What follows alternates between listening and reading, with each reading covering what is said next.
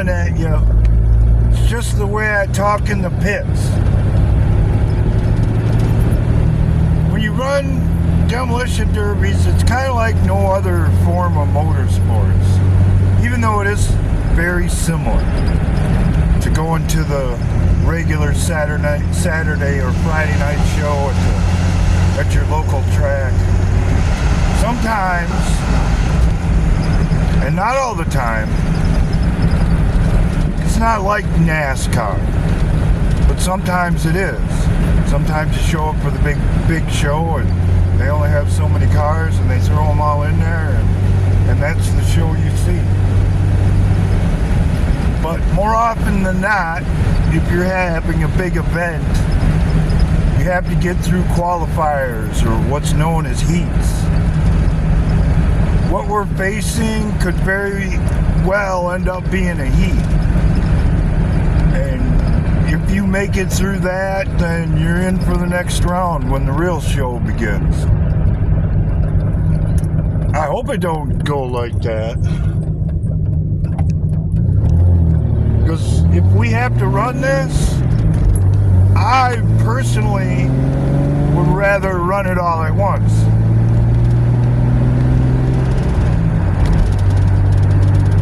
But that's out of my hands. I have no control over that. And none of us are going to know until we get to the show. So there's a certain mindset you got to take if it comes down to having to qualify. You can't use too much of your car. You can't hit too hard. You can't do a lot of things that you would do if it was just the main show. I'd bear that in mind for the future if I was you. Because you don't know. And if you come out of the gates whole hog, like it's the main show and you don't realize that you're merely in a qualifier, you're not going to have a whole lot left for the feature. At the Derby, there can be only one, and you ain't got no friends.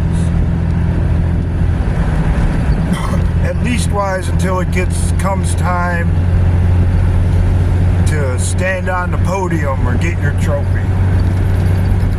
I've never left a friend on the wall.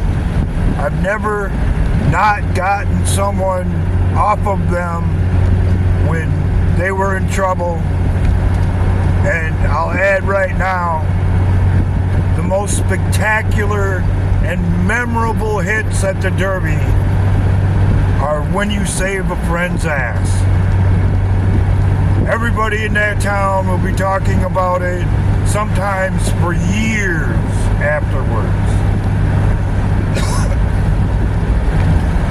On the other hand, I have knocked a friend's drive shaft out at the end because I helped him design the contraption that was holding it in.